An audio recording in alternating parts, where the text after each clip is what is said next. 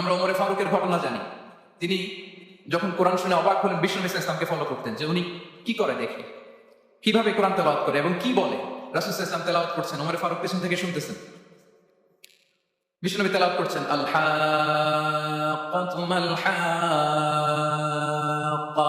ওয়া মা আদরাকা মাল হাক্কা।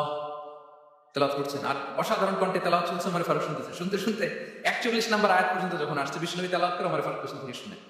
তো ওমরে ফারুক ভাবতেছেন ঘটনা কি, মোহাম্মদ তো কারো কাছে পড়েও না, শিখেও না, এত চমৎকার কাব্য প্রতিভা তার মধ্যে আসলে কিভাবে কিভাবে মিলাই বলতেছে।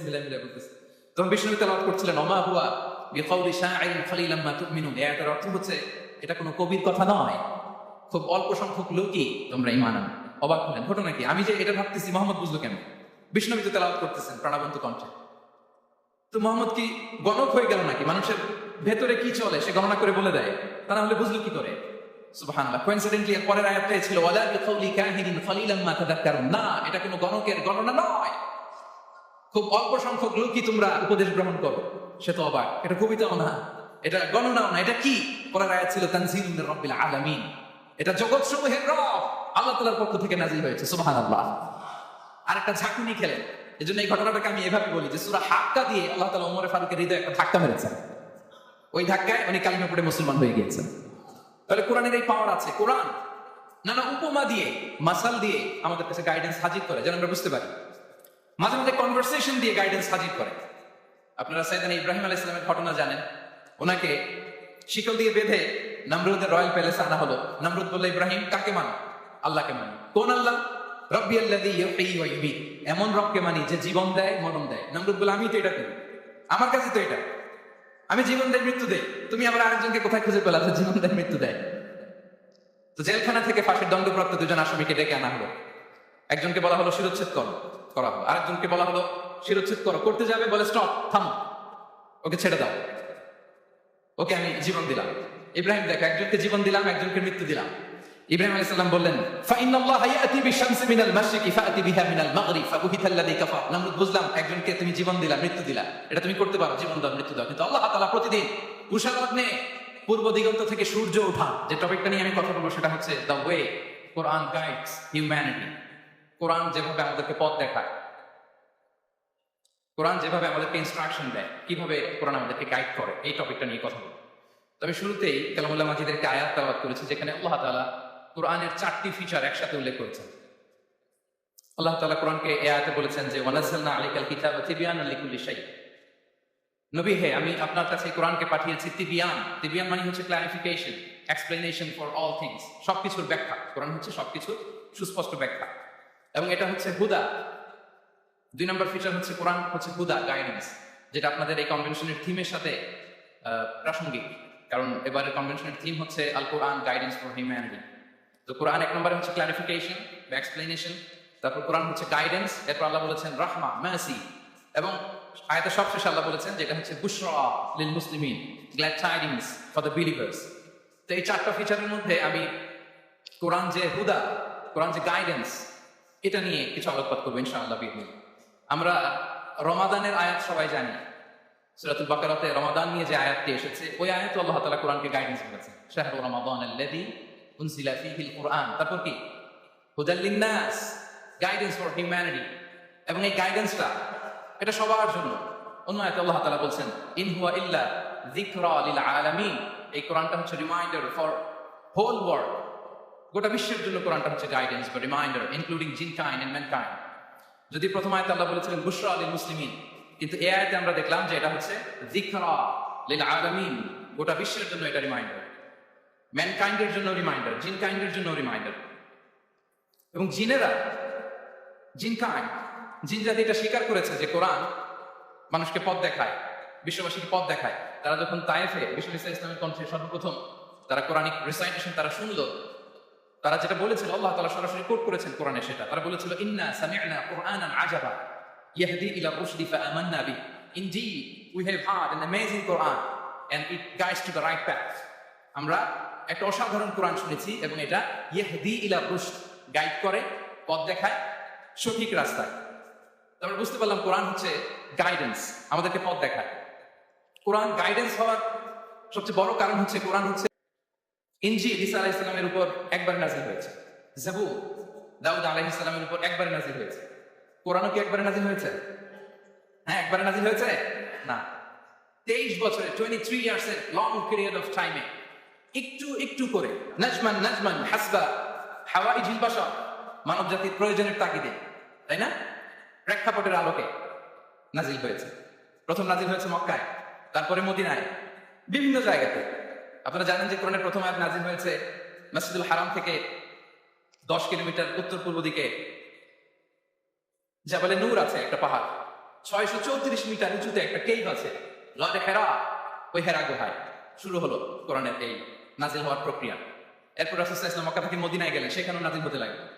এই কোরআন কখনো নাজিল হয়েছে ঘরের ভেতরে, কোরআন কখনো নাজিল হয়েছে বাজারে, কোরআন কখনো নাজিল হয়েছে সফরে, এই কোরআন কখনো নাজিল হয়েছে যুদ্ধের ময়দানে, এই কোরআন কখনো নাজিল হয়েছে আল্লাহর আরশে। তার মানে রাসূল যেখানে, কোরআনও সেখানে।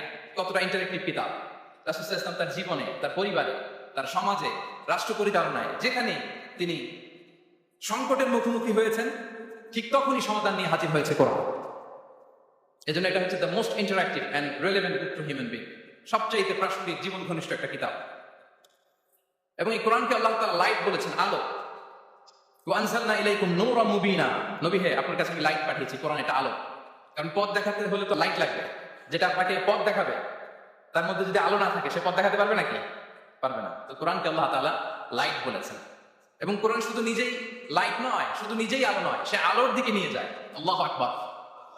আলিফ লাম রা, কিতাবুন আনজালনাহু ইলাইকা লিতুখরিজান নাসা মিনাল যুলুমাতি ইলান নূর। I've revealed this book unto you, O Muhammad, in order to lead the mankind out of darknesses into the light. অনেকগুলো অন্ধকার থেকে একটি আলোর দিকে, মহাসত্যের দিকে নিয়ে যাওয়ার জন্য আমি কোরআন পাঠিয়েছি। সুবহানাল্লাহি ওয়া বিহামদিহি। এবং একটু খেয়াল করে যদি আমরা দেখি যে একটি পুরো জাতি, একটি পুরো গোষ্ঠীর জীবনধারা পাল্টে দিয়েছিল কোরআন, যাদের লেখাপড়া জানা ছিল না, অক্ষর জ্ঞানহীন একটা জাতি, একটা ভূখণ্ডের জীবনধারা পাল্টে দিয়েছে এই কোরআন। কোরআন যেমনি আলো, তার পাশাপাশি কোরআন হচ্ছে ক্রাইটেরিয়ান। কোরআন সত্য এবং মিথ্যার মধ্যে পার্থক্য তৈরি করে দেয়।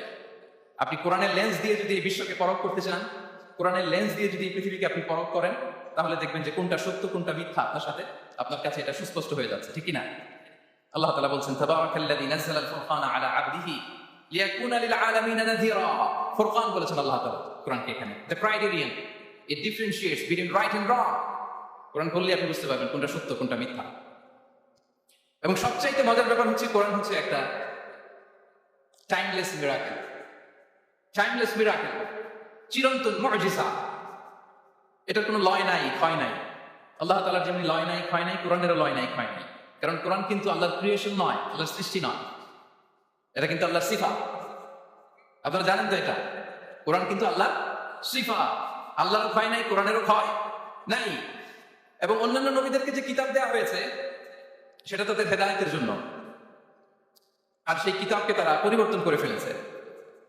সেই কিতাবগুলোর আদি এবং আসল রূপ কিন্তু অবশিষ্ট নেই। কিন্তু কোরআন শুধু হেদায়েতই নয়, গাইডেন্সই নয়। কোরআন যেমনি হেদায়েত, পাশাপাশি কোরআন হচ্ছে মুজিজা। কোরআনের আছে সংখ্যাতাত্ত্বিক মুজিজা, ভাষাশৈলীর মুজিজা, সায়েন্টিফিক মিরাকেল, মহাবিশ্বের মহাবিশ্বয় মহাগ্রন্থ আল কুরআন আল কারীম অপরিবর্তনীয়। Up until the day of judgment, কিয়ামত পর্যন্ত এটা অপরিবর্তনীয় থাকবে। এই মুজিজা কিয়ামত পর্যন্ত থাকবে। পৃথিবীতে যত নবীকে আল্লাহ তাআলা মুজিজা দিয়েছেন, নবীদেরও বিদায় হয়েছে, মুজিজারও বিদায় হয়েছে। নবীরা চলে গিয়েছেন, সাথে সাথে মুজিজাও চলে গিয়েছে। আল্লাহ নবী দাউদ আলাইহিস সালামকে আল্লাহ মুজিজা দিয়েছিলেন। তিনি লোহা ধরলে লোহাগুলো নরম হয়ে যেত, উনি এটা দিয়ে আর্মর বানাতেন, যুদ্ধাস্ত্র বানাতেন। ওয়া আলান্না লাহুল হাদীদ। কিন্তু দাউদ আলাইহিস সালামের ইন্তেকালের পরে কেউ আর এটা রিপিটেশন করে দেখাতে পারেনি, এমনটা হয়নি আর তার উম্মতের মধ্যে। আল্লাহ নবী মূসা আলাইহিস সালামকে আল্লাহ তাআলা মুজিজা দিয়েছিলেন। তিনি লাঠি জমিনে রাখলে সেটা সাপ হয়ে যেত। ফাআলকাহা ফাইদা হিয়া হাইয়াতুন তাসআ, মুভিং স্নেক হয়ে যেত। কিন্তু মূসা আলাইহিস সালামের ইন্তেকালের পরে কেউ আর ওই লাঠি দিয়ে মুভিং স্নেক বানাতে পারেনি।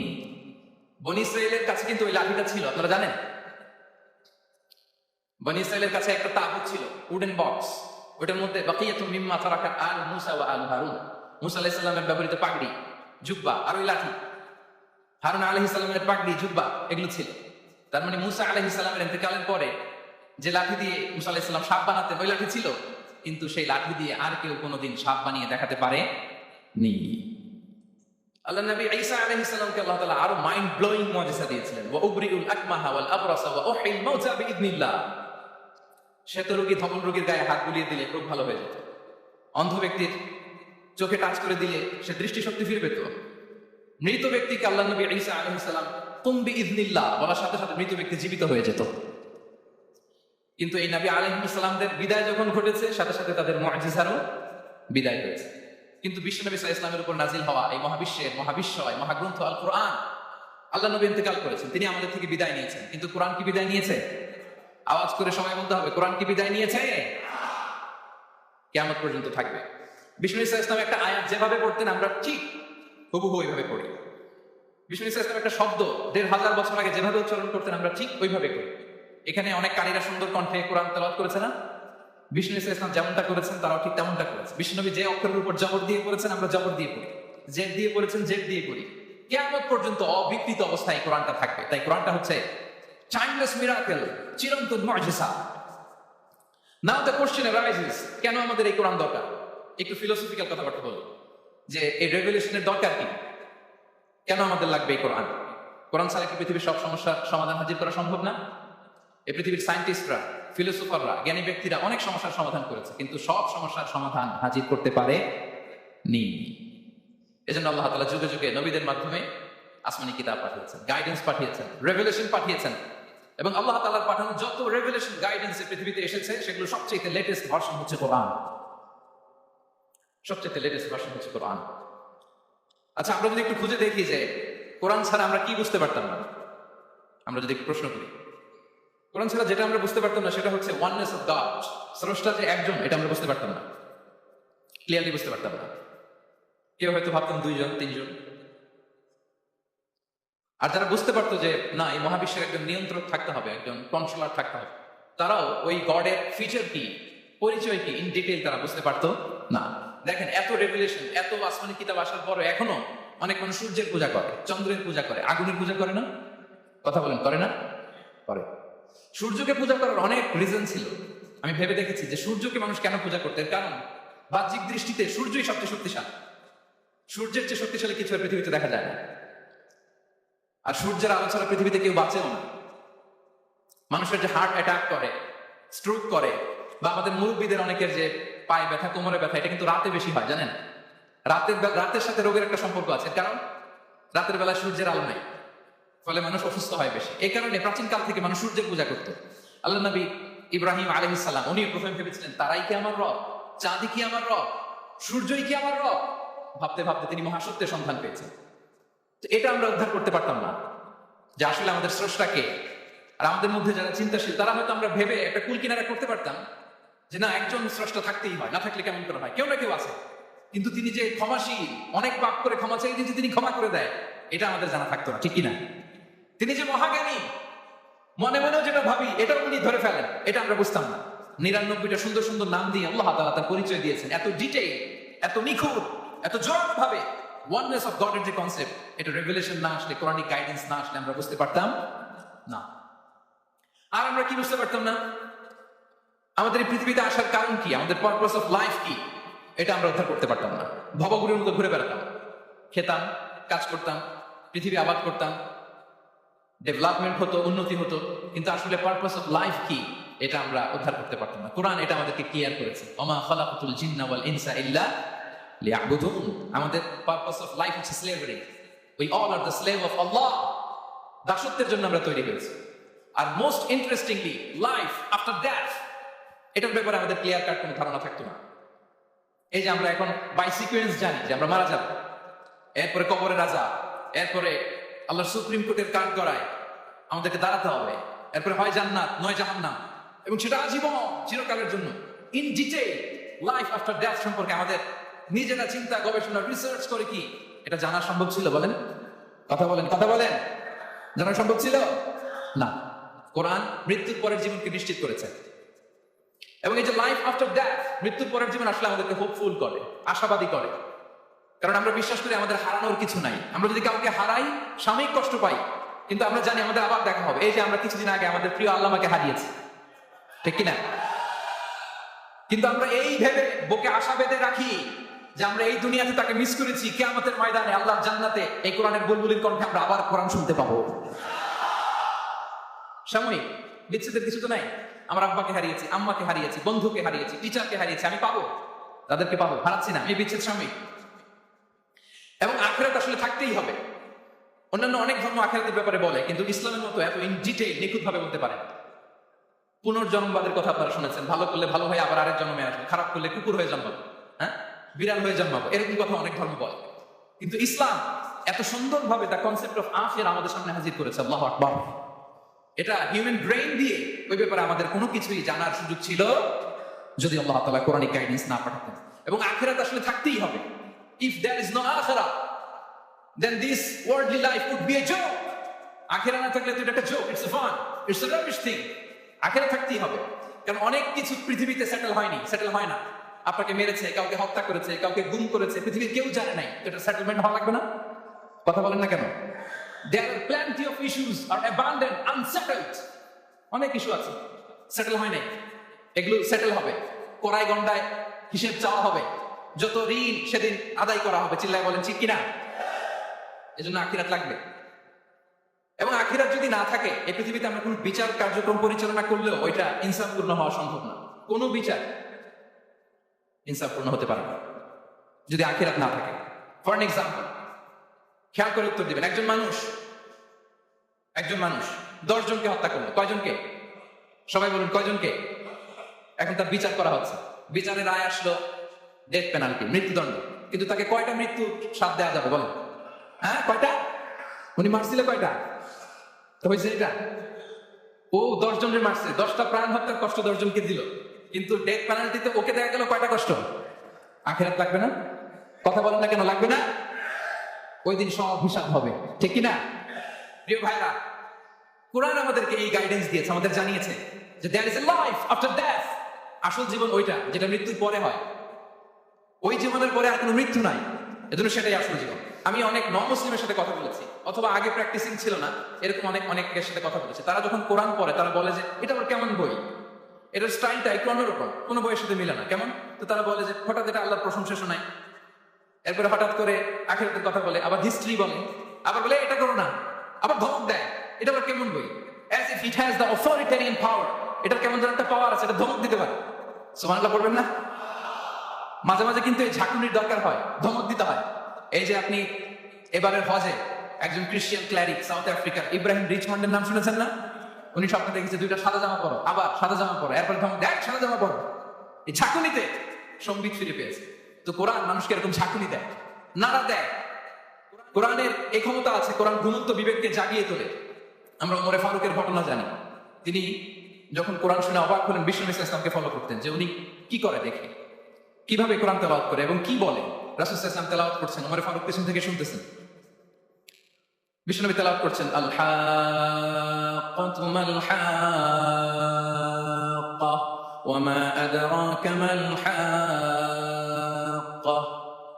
তেলাওয়াত করছেন আর অসাধারণ কণ্ঠে তেলাওয়াত চলছে, ওমর ফারুক শুনতেছেন। শুনতে শুনতে 41 নম্বর আয়াত পর্যন্ত যখন আসছে, বিশ্বনবী তেলাওয়াত করে ওমর ফারুক পেছন থেকে শুনে। তো ওমর ফারুক ভাবতেছেন ঘটনা কি, মুহাম্মদ তো কারো কাছে পড়েও না, শিখেও না, এত চমৎকার কাব্য প্রতিভা তার মধ্যে আসলো কিভাবে মিলাই বলতেছে। তখন বিশ্বনবী তেলাওয়াত করছিলেন ওমা হুয়া বিকাউলি শাইরিন খলিলাম মা তুমিনুন। এই আয়াতের অর্থ হচ্ছে এটা কোনো কবির কথা নয়, খুব অল্প সংখ্যক লোকই তোমরা ঈমান।